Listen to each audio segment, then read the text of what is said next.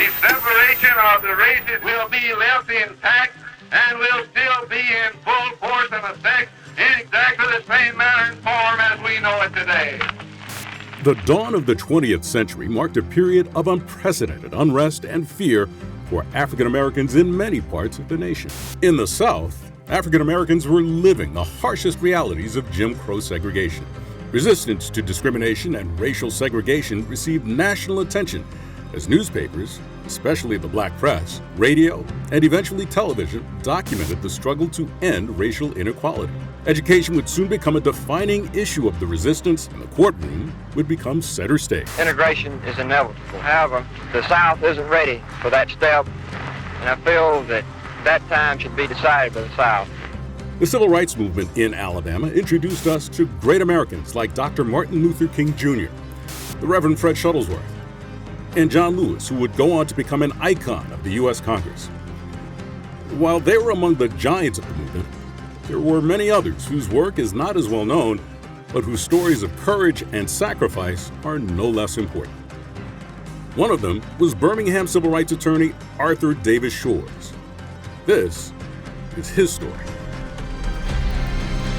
I may be poor, but I am somebody. That is a brand new Negro in the South, with a new sense of dignity and destiny. I am black, beautiful, proud. I must be respected. When men will seek to destroy the Church of God, they have degenerated to a tragic level of inhumanity and sin and evil.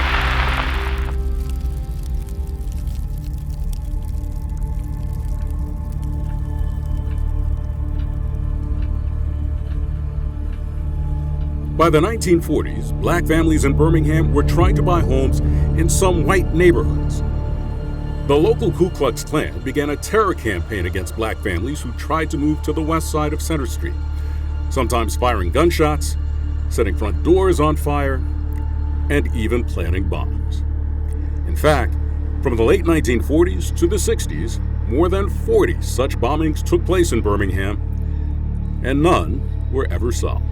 Two of those bombings damaged the home of Arthur Shores, who had become one of the very first black attorneys in the state of Alabama.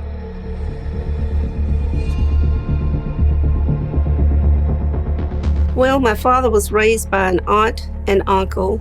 His parents were from Montgomery, Alabama, and they felt that he could get a better education here in Birmingham. He grew up here in Birmingham and attended the city schools here for a long time and went to Parker High School, which at that time it was Industrial High School. I found pictures of him from high school and his graduation, and he was always a sharp dresser. After high school, Shore's choice of colleges was limited because of his race. And during that time, several of his classmates also went to Talladega College. As a young man, Shores, like other black students, was barred from enrolling in any state colleges. We have absolutely no intention of integrating in the South those areas which have been segregated for at least 100 years. However, there were private institutions where black students could pursue higher education, including historically black colleges and universities. One was Talladega College. In 1865, William Savory and Thomas Tarrant, two men who had survived slavery, began providing education to children of other people who had been enslaved. It became the home of the state's first private liberal arts college dedicated to serving the black community. The end of the Civil War and during the beginnings of Reconstruction, those people came south to help do what the first thing that had to be done with freed slaves was to ensure that they can read, write, and calculate. And that's what they did. Helped to start black schools all over the South. Talladega College is one of those schools. This story is remarkable. As slaves, they helped build the first building, and then with the support of them and partnership with the American Missionary Society, then come together. Wow, right? Attorney Arthur Shores is without question one of our most notable alums and brought great honor and lived up to the genius of our founders. Shores came from very humble beginnings. And during his freshman year at Talladega, he ran out of money to pay for his education. And so the dean called him in and asked him, what did he plan to do? Because if he didn't have the money, he would not be able to continue school. So my father asked if he could just have a little time to raise the money. And what my father did, he started a business of washing, ironing, and mending the fellas' clothes in the dormitory. And he also started a shoe shine business. So I think he shined shoes, and he said he had so many customers that he hired a few people, boys on the campus to help him work. He was just an all-around man. He worked hard, and he encouraged everybody else to work hard. But his business ventures became so profitable that he hired classmates as part of his workforce. Soon, Shores would pledge Alpha Phi Alpha Fraternity Incorporated, the country's oldest African-American fraternity. Arthur Shores as a Talladega man, Talladega graduate, and an Alpha man, Alpha Phi Alpha Fraternity Incorporated. First of all, servants of all, we shall transcend all. I think he was the epitome of that. He was a servant. And I think when it comes to alphas, we have to serve. But in serving, it requires us to lead. Everything I know about being an alpha, and I'm proud to be an alpha, it is literally about serving others. But it's also about leading. From the moment he stepped on campus, he was an outstanding student. He was a member of Alpha Phi Alpha fraternity. He was an entrepreneur on campus. He was able to finish school. And right before the graduation, my father and several of his friends were sitting on the steps of Sumner Hall. And they were all talking about their aspirations as to what they planned to do once they finished school. Well, some said they wanted to be doctors, educators. And they said, well, show us, what do you plan to do? And my father told him at that time he planned to be an attorney and practice in Birmingham, Alabama. And they laughed and said, well, you may be an attorney, but you aren't going to practice like the white attorneys here in Alabama.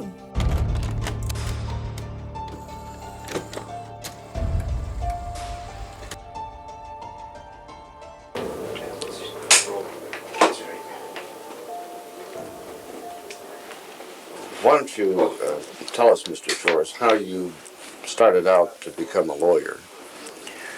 Well, while I was in college, I was impressed by a member of the Board of Trustees of Talladega College.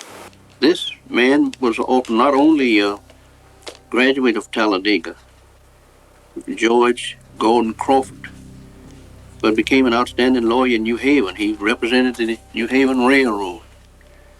Well, I was very much impressed with Crawford, and although even prior to that I had made up my mind that I would like to be a lawyer. And naturally, after I finished college, I wasn't able to go right into law school, so I took a job as an instructor at Dunbar High School in Bessemer. He had a 15-year career as a teacher and a principal at a major black high school in the area where he grew up. He also taught at Winona in the night school, and this is where a lot of ore miners were getting education in the evening. And so he was introduced to folks who were in the first integrated union. He began teaching school and became a principal, a leader. During the time that he was an educator, he could not attend the University of Alabama and seek a law degree. As a matter of fact, he couldn't attend any of the major universities, colleges in the state of Alabama that were limited and restricted to the white race. Due to extreme segregation laws, When Shores graduated from Talladega in 1927, a black man could not pursue a law degree at a state school in Alabama. So the chances of a black man passing the bar were extremely low. In order for a black lawyer to go to court, he had to hire a white lawyer, and he could not sit at the table with the lawyers. He had to sit where the public sat. My father was very courageous and fearless, and he would always try to step outside the line and trying to find some remedy for what was going on that was wrong. And I think that was one reason why he went into law, because he wanted to see things change for the better for all people. It's the 1930s, and the United States is struggling to stay afloat as it deals with the Great Depression. Most men did not have work. Most working class men did not have jobs. There was no money in circulation. Jobs here in Birmingham were scarce because U.S. Steel had just shut down its operations. So it was very, very difficult for a black man to pass the bar. So he had to do something different if he wanted to be a lawyer. Shores would enroll in an extension program offered by LaSalle University in Chicago. And he completed his course in the study of law, and he began to take the Alabama bar. It was 1935, and Shores had recently finished law school. His next steps included taking the bar exam in Alabama, but this would prove to be an arduous process for him. He started taking the bar in 1937. The first time he went down to take the bar, he failed. He had done all of his answers for the exam with his typewriter and put his paper right on top. He failed the first time. The second time, he did the same thing. He went down, took the test, took his typewriter, typed out all of his answers, and he failed the second time. The third time he went down, he didn't take the typewriter, and he wrote out all of his answers like the white fellows who were taking the test. The 19 people who passed, my father was one of the 19 who passed. And he said that when he took the exam and got ready to turn his paper in, instead of putting it on the top of the pile, he sort of slid it in the bottom. And he was able to pass at that time. Arthur Shores was a very courageous, intellectual individual. Remember, we're still coming out of the Great Depression. He passed the Alabama bar and began practicing law. Pride in being black, being proud of this as never before, is at the heart of a continuing struggle for full participation in American society. The struggle has often been militant. The struggle has sometimes been violent. But rioting and destruction have not brought solutions. So when I think about the fact that Arthur Shores operated in a time in this nation that wasn't so removed from Reconstruction, right? That he operated in segregated Birmingham, that he operated in a time when our value as human beings, Black human beings, wasn't even acknowledged. Just a couple of years later, in 1937, Shores finally passed the bar in Alabama and became the only black attorney in the state for the next decade. Mr. Shores was ultimately licensed by the state Supreme Court, and he immediately began practicing law after that. Almost immediately, he filed his first civil rights case.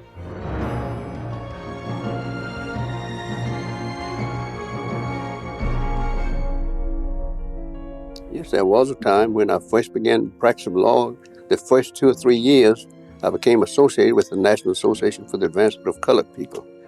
Being the only black lawyer in the state, they retained me to represent their interests and to associate with their national council here in Alabama.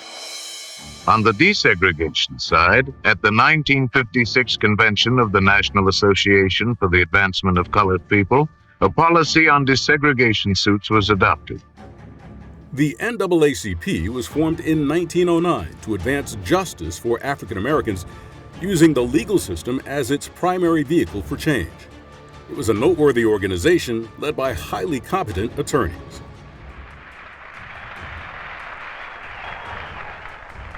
I think I know the people of Alabama, and I'll tell you now, you are not going to permit the NAACP to take over your school. Still, Shores would take on radical cases that truly tested the strength of segregation laws. One such case was in 1939. Now, one of the first cases that he had was a police brutality case. And we're talking about 1939. And the case involves Will Hall being beaten by a Birmingham police officer, and Shores wins the case. This was unheard of for a black attorney to go to court where a black man had been beaten in jail by a white officer. Surprise of everybody, including myself, they found this officer guilty and suspended him for 30 days, put him on a year's probation. Well, the courthouse was crowded, and the corridors of the hall, I was being congratulated. So they did not know that the police had sent a man to start an argument with my father. And so when the man came up, my father thought that he was going to congratulate him, and when he reached his hand out, the man took a swing at him. And my friends beat him down in the corridors of the courthouse, closed both of his eyes. A scuffle breaks out in the court, and Shores and all his compatriots are arrested. They were all arrested, but my mother got them out of jail for $5 for the bond. But what that did for my father, people who did not know that he was practicing found out that he was the only black attorney here in Alabama, and people started coming in at that time. Despite his newly acclaimed popularity, Shores would remain a principal at the local high school. It was here that he would meet Theodora Warren. First of all, they dated for 9 years when they were teacher and principal at the school. My mother was a teacher, and she taught at Dunbar for years, and she was very creative. My mother could go to town and see a dress in Loveman's window and come back without a pattern and make that dress. She made a lot of our clothes, and she made a lot of her evening gowns. Theodora was a teacher at the local high school, and she stood out to Arthur Shores for several reasons: her professionalism, her smile, and the way she carried herself. But another thing stood out to almost everyone else. Theodora's skin tone was lighter than most blacks, and she was often mistaken for a white woman. Arthur and Theodora got married and had 2 girls, Helen and Barbara. And while these girls only ever saw them as mom and dad, they were met with the harsh reality of their time. My mother could easily pass for white, but she did not want to. My father was very dark-skinned. My mother was very light-skinned. And growing up, I would be teased. They would say, your mother's sunshine, but your dad is midnight. As a young girl, the effects of segregation became apparent to Barbara. And that became a joke among some of my friends and all during that time. Things were so segregated that blacks could not go in and try on shoes or sit down right in the front of the store. But when she would go in, they would tell her to have a seat, and my sister and I would go bouncing in after her. And they would say, oh, you all can't sit there. And my mother said, we're all together, and we would eventually leave. Could not try on the clothes, but they would allow her to try on clothes, but she never would want to take advantage of anybody thinking that she was white. When she went to get her driver's license, they put her race as being white. Normal activities started to become a burden. One time we were taking a vacation down to Florida. And when we were driving to Florida on this one occasion, a car kept trying to drive us off the road. And so what happened, my father pulled off, and this inebriated white man came into the car almost, leaning in, and said, I just wanted to know what this black man, and I'm using that real polite, was in the car with this white woman and these 2 pickaninnies in the back seat. So I could see my father slowly moving his hand to the glove compartment where he kept the gun. And my mother said, just leave, Shores, go on, and which we did. So we grew up having incidents like that happening. Personal experiences like these only helped galvanize Shore's passion to fight segregation and discrimination through the courts. I think that we are very satisfied with the conditions as they roll along now, and we don't want a lot of change. We like to keep it as it is. Let each person stay on their own side of the fence.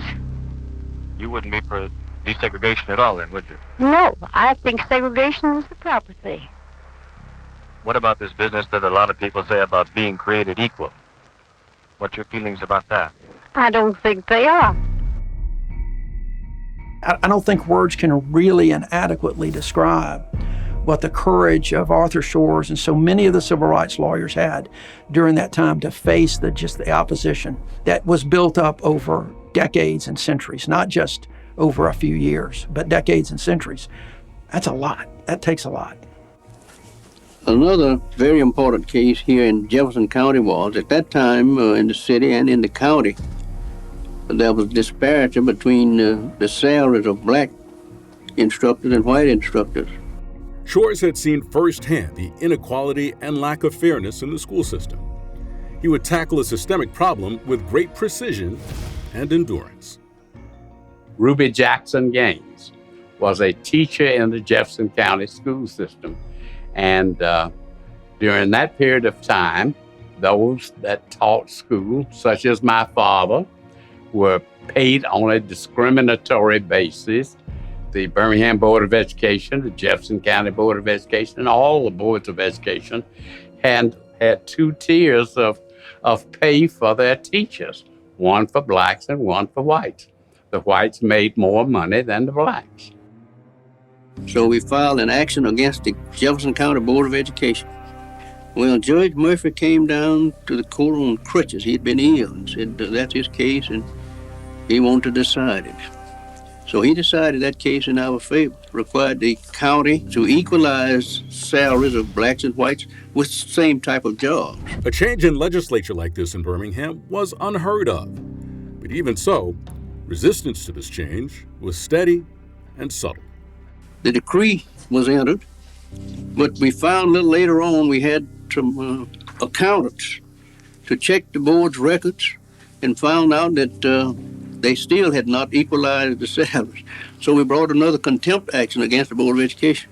As a result of that, the salaries were actually equalized.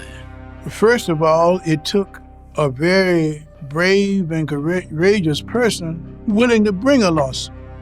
I don't like to use the term war, but it is almost like you have an army and you've got the Dr. Kings and the Reverend Shuttlesworth and all, and they were the kind of the public figures delivering the message. But then you had people like Thurgood Marshall, who was the general, the commander of all of the generals. And Arthur Shores was one of those generals that was leading the charge in the court of law. And that's where the real difference was made, at least initially, is in the law. Once you get the law changed, then it's going to be up to others to get the hearts and minds changed. 2 years later, in 1941, Shores would once again find himself persuading a courtroom of people who were adamant about keeping the status quo. One case that he was really proud of was a case involving L&N Railroad and a man by the name of Bester Steele. Bester was a labor leader. He had been working with the L&N as a fireman, which is a very dirty job. It's the highest a black could reach in working on the L&N. He'd been working with the L&N for 31 years. And had taught a lot of the white young men coming in, but he could never get a raise or promotion. So he took this case to court. And this was a case that he argued all the way to the Supreme Court. There were other attorneys with him, but he was the one to argue it all the way to the Supreme Court and won. And this was in the 40s. The Steele case set a national precedent that was later solidified in Title VII of the Civil Rights Act of 1964 that basically banned racial segregation by race, religion, sex in the workplace. You think about the 50s and 60s. There was so much fighting going on here well prior to King actually visiting Birmingham for the 63 Crusade. The people that were on the front lines included Arthur Shores, advocating for all these people who were creating these court cases. And I think that's a testament to his character. I think that's a testament to his courage. I think that's a testament to the man who he was. If these cases indicated anything to Mr. Shores, it was that the fight for civil rights would be a steep uphill climb.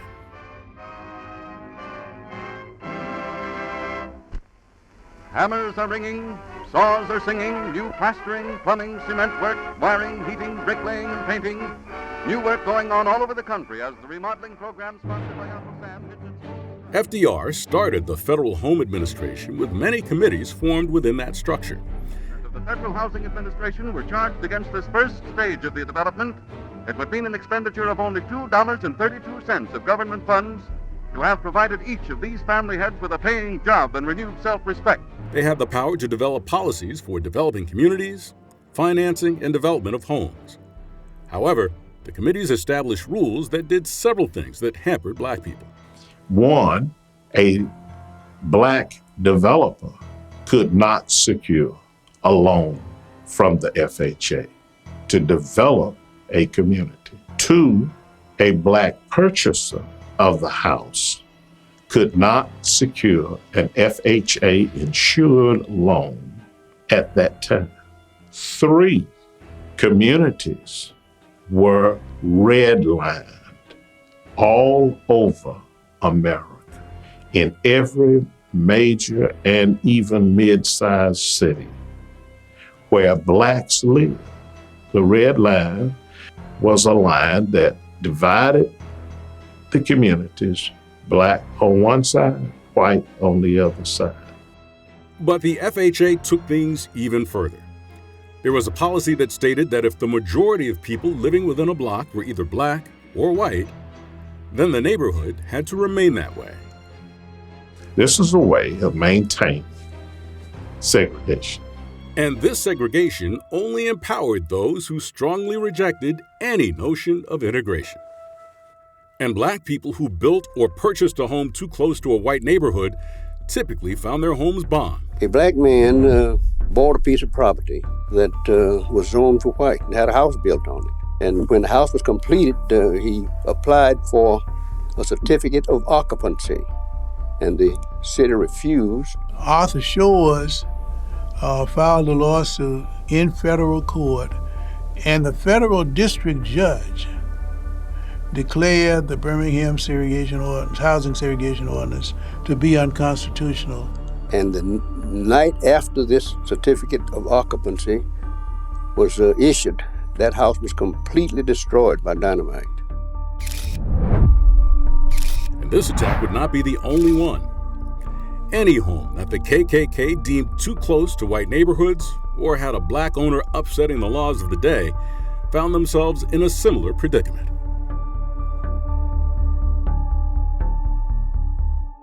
So this is called a planimetric map, which shows all the houses. On that, we've drawn the racial barrier that divided blacks and whites in this area. So the map documents the location of bombs in this area, bombs that went off in the period of testing of the racial zoning from 47 to 50. The red line in the community where Mr. Shores lived ran straight up Center Street, the middle of the street. Now in 52, my father felt that his practice was going pretty good, and he decided that he would build up on Center Street in Dynamite Hill. But instead of going across on the west side, we stayed right on the corner, right across from Center Street, and we built the home. And that was in 1952. My father was taking on a lot of cases, a lot of voter registration cases, where blacks would go in to register to vote, but they were never given the right to vote. You would have a line of white registrars where they could ask all types of questions. They would say, how many bubbles are in a bar of soap? How many stars are in the constellation? Can you tell me how many jelly beans or peanuts are in this jar? Well, blacks couldn't answer that. In order to keep the black man out as a voter, they instituted the process of requiring them to interpret the Constitution. But one occasion, my father told the story of how this old gentleman came up in his Sunday go-to-meeting suit, tie. He was on a cane. And he walked up and they told him to recite the U.S. Constitution. So my father said the little man straightened his little tie up and everything, and started reciting the Gettysburg Address. The white registrar didn't know the difference between the Constitution and the Gettysburg Address. And after a few sentences, the old white man spat in the corner and said, well, I didn't know it was a Negro in Alabama who knew the Constitution. And he got the right to vote.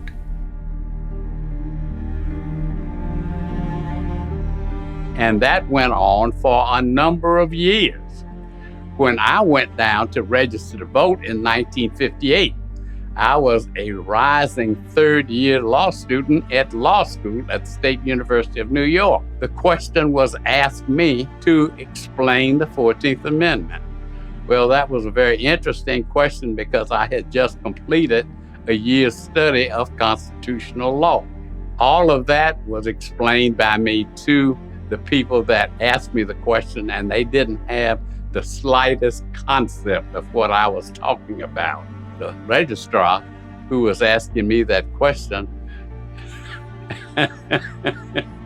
threw up her hands and she slammed them down on the table between the two of us, and she said, oh, hell, just let the nigger vote.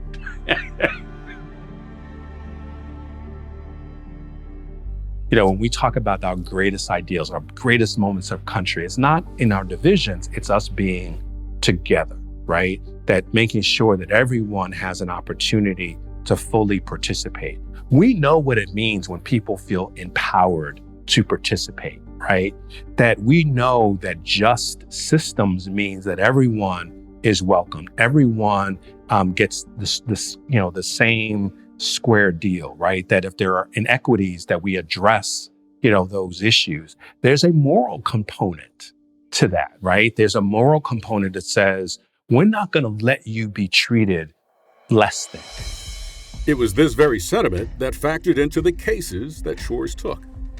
Not only was Shores fighting segregation and discrimination throughout Alabama, but his recent attack on the housing laws, combined with his moving on the edge of the red line in Birmingham, made him a target. The Klan was upset about Mr. Shores' activities in the area of civil rights. And one case that rubbed the Klan the wrong way was Lucy versus Adam. He argued one of the most consequential cases in civil rights history, the Lucy case, which provided opportunities for plaintiff Lucy and others to attend the University of Alabama. It was a chilly afternoon in February of 1957, and Autherine Lucy had just become the first black student at the University of Alabama. 4 years earlier, she had been denied admission solely based on her race. For decades, the issue of segregation within Alabama's school system had remained a prominent political concern. While several other states had taken steps toward integration, Alabama had lagged significantly behind. The NAACP was heavily involved and had retained 3 of its top civil rights attorneys: Constance Baker Motley, Thurgood Marshall, and Arthur D. Shores. Those lawyers had a great national reputation, and they agreed to come into the case that Mr. Shores had for Autherine Lucy, because his case attacked the public education system of the state of Alabama. The case revolved around the fact that Autherine Lucy was accepted to graduate school at the University of Alabama, but 2 weeks later, when university leaders realized they'd admitted a black woman, things changed. The Board of Trustees of the University of Alabama just behaved horrendously. It's a horrendous travesty of justice. I graduated from a local college, Miles College, in 1955. Arthur and Lucy is a Miles College graduate. But the entire black community watched that case. We were all transfixed on that case of Arthur and Lucy. It was national and dare I say, international news. Shores delivered a fiery defense and testimony of this fact, and in the end, the federal judge sided with Shores, requiring that the University of Alabama never deny admittance based solely on race or color. Ultimately, Arthur and Lucy was admitted to the University of Alabama. She was admitted for 1 day. The outcome of this 4-year case created an absolute uproar among whites who supported segregation. Following intense rioting, the university expelled Lucy, despite the court's decision.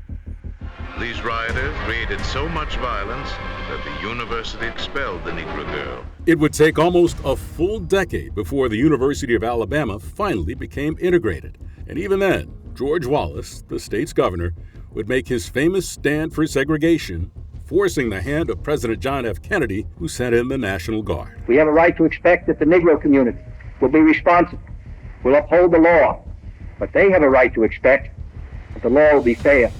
The intense media coverage of this case and the resulting rioting had inadvertently brought consequential attention to Mr. Shores.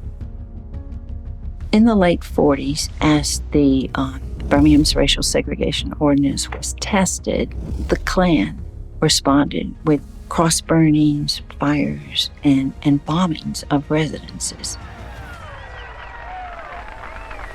Can you conceive such a thing? Are you going to do something about it?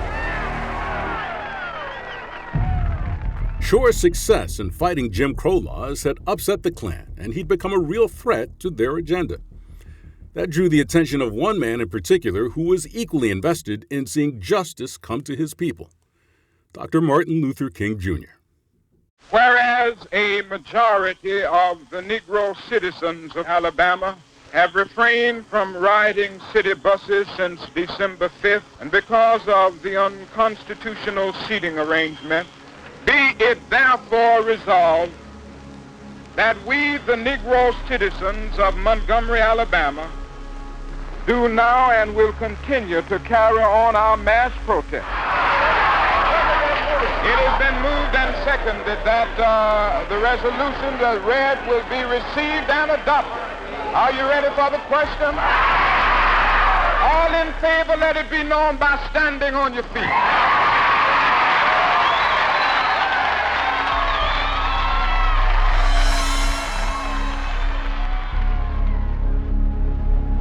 In April of 1963, Dr. King joined in a massive direct action campaign to attack the city's segregation system by putting pressure on Birmingham's merchants during the Easter season.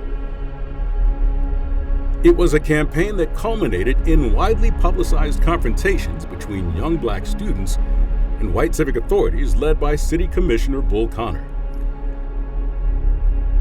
I was directed to go to Alabama's largest department store, Fazit's, and take a drink of water from the white fountain, only to have a white security guard, come up and put a gun in my back and march me out of the store.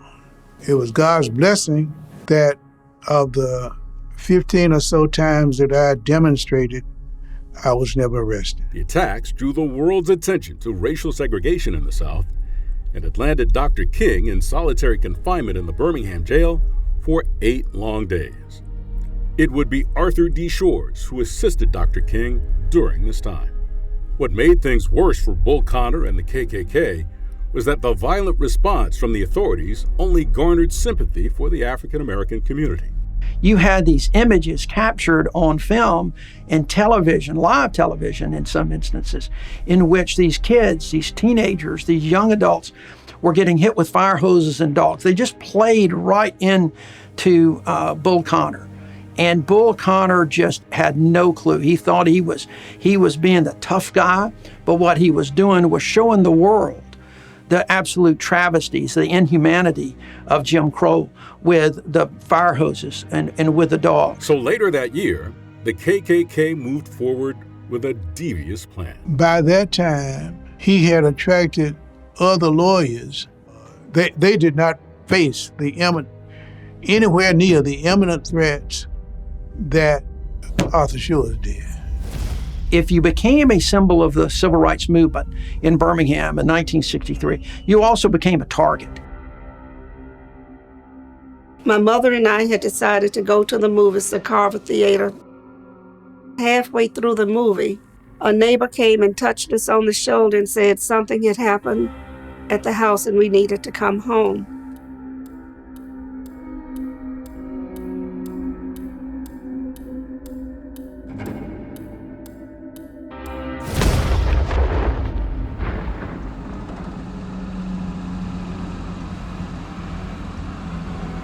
So Mr. Crest, the neighbor, drove us from downtown and we got as far as Center Street and 8th Avenue. And it was a mob of people. I'd never seen so many people crowded into that area. We couldn't drive the car up and we had to walk. And what should have taken about 8 or 10 minutes took us about 30 minutes to get through the crowd. The blacks were throwing rocks, bricks, bottles, everything at the police. The police were shooting up in the air and we had to just sort of inch our way up. Well, when we got to the house, part of the fence had been blown down. The roof was half off. The garage doors were down. I ran in the house and saw that my father was okay, and I immediately went running in the backyard. And I saw a neighbor, Mr. Lay, putting a towel over one of my dogs that had been blown to pieces. Parts of his body were scattered around. And I remember running in the house telling my dad I hated them. I hated who killed my dog because I loved animals all my life. And he said, "You can't hate them, Barbara. That will only destroy you." A timed bomb made of dynamite was placed directly outside a room where the KKK believed Mr. Shores and his family would be. It was the room that housed many parties and get-togethers. It was the room where Thurgood Marshall, Constance Baker Motley, and others spent time planning, strategizing, and formulating effective defenses in their cases, and it would be the one room where no one happened to be at that particular moment.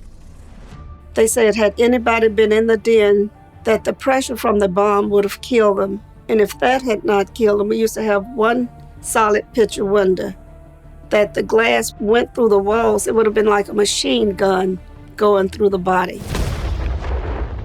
The local paper reported that no one was injured during the blast, as everyone was on the other side of the house. Armed with this information, the KKK planted a second bomb.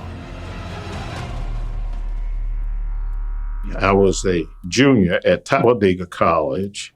I hadn't seen my mother. We talked on the phone and she said, "Look, you come home this weekend." And I got home right before dusk, walked into the house, didn't get any further than the front window of the living room. She looked at her baby and said, "You're not eating right." Before I could get a response out, this big boom went off. Obviously, with the history of bombs going off in Smithfield, I knew exactly what it was. So when he heard the bomb, he was getting ready to run across the street, and when he opened the door, a police car was already in his driveway. Police officer was fully dressed in all of his riot gear with a sawed-off shotgun on his lap, sitting on the passenger side of the vehicle with the door wide open and his feet on the ground. And they told him to go back in the house. If not, they were going to shoot him. And he said, "You're going to have to shoot me." As I got in front of the house, I saw that there was a police cruiser in front of the house on Center Street with the police dressed and seated in the same position as was the officer in front of my house. And I looked down the hill and it was sealed off already.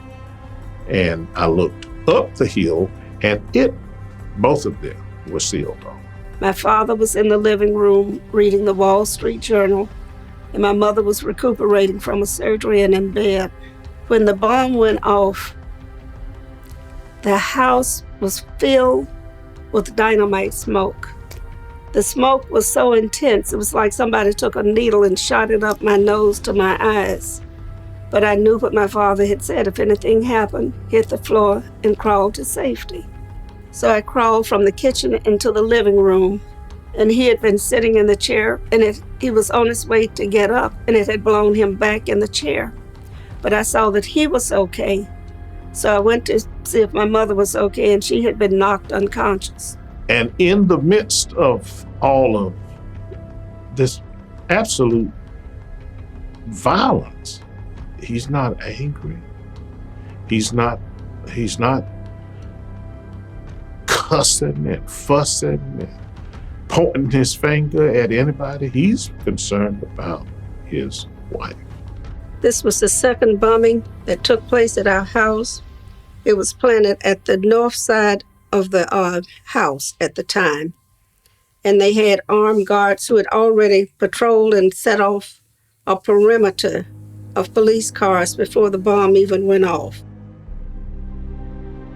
We both walked back out, and in the vestibule already was the chief of police. And that's when I saw him. Again, the Klan was doing the only thing that they thought they could do, and that was to try to bully, to try to intimidate with violence. The Birmingham Police Department often consisted of Klansmen. Sometimes blacks would be beaten up by Klansmen at night, and the next morning in court, see those who beat them in blue uniforms. It had to be frightening. I can't think of it any other way. Not knowing when your home might be the next one, it had to be a frightening time. No matter how courageous, young people had to especially be concerned, I would think. Arthur Shores was not a victim once. He was a victim twice.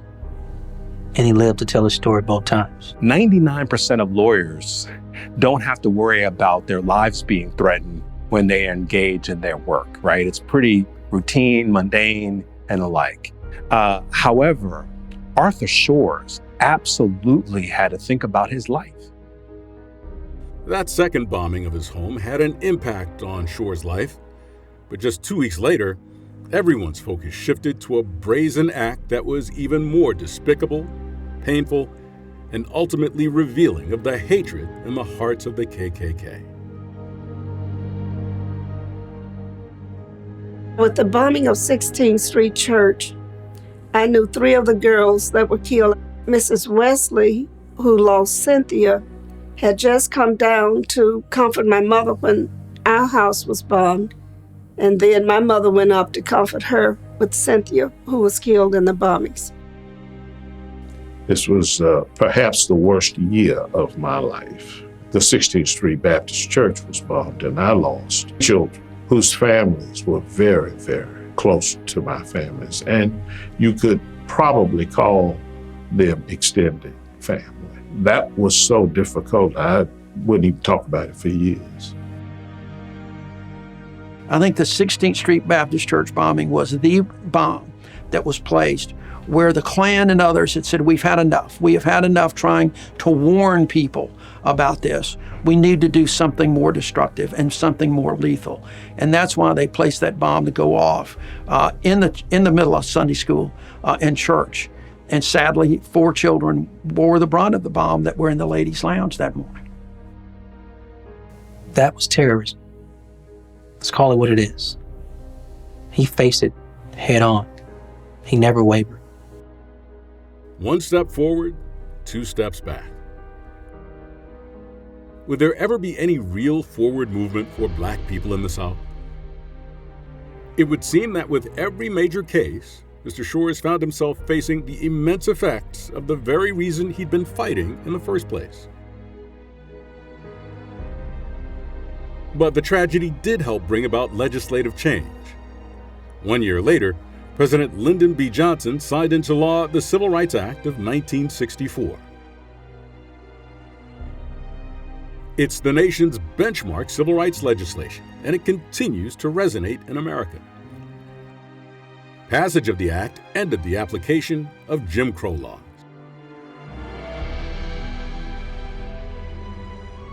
At the end of the day, the nonviolence wins out, even though you go through a series of bombings that culminated in September 15th, 1963, when a bomb exploded at the 16th Street Baptist Church, killing 4 young girls. And that was really the final blow, so to speak. And it really woke up not only the conscience of America, it woke up the conscience of a Congress and a president who decided that it was time. It was time to move forward on the Civil Rights Act and civil rights laws and changing those. We're better and stronger as a people because he was an amazing stereotype, a role model for young Black people, especially young Black lawyers from Alabama. You know, I get to do what I do every day because of the wisdom, strength, tenacity of an Arthur Shores. That's the other thing. There's so much credibility when you're like, look, I'm here. I'm not going anywhere. I'm here. And so that willingness to put your everything on the line. How do we live together as brother and sister? His legacy just lives on. He certainly remains a role model for me. Arthur Shores had fought a good fight, but he wasn't slowing down quite yet. He would make history when he was appointed Birmingham's first Black city council member, an office he would go on to be elected to by popular vote. Having an actual seat at the table, having a voice at the table of law and policy that affects all Birminghamians, but representing a district that had its share of Black voters and Black residents. I'm trying to find the words. It's extremely powerful, and it was extremely important. The platform that he represented and what he laid out, and then for every Black person to come after him, and what's that meant for Birmingham. Councilman Shores was part of the team of leaders who helped establish affirmative action for the hiring of Blacks in the city. Mr. Shores was the drum major for justice because as a lawyer, he led the way. He was the lawyer who had the cases under his control, and he's the one who argued the cases in the courts, in the trial courts, and in the appellate courts that ultimately brought justice to Black people. To whom much is given, much is required. And it's not enough that you take the baton. You have to run the race, the very best race you can. You have to advance the progress that we've made because we realize that progress is elusive. Old battles become new again. Who would have ever thought that I would be in Congress 58 years after John Lewis and those foot soldiers were bludgeoned on a bridge, and that my cause would be to save and restore the Voting Rights Act of 1965. Every generation has to fight and fight again to hold on to the progress that was made in the previous generation. Arthur Shores' legacy has impacted several generations across the United States. African Americans were given a fighting chance for equality, fairness, and justice because one man, years ago, decided that his calling would be defending freedom.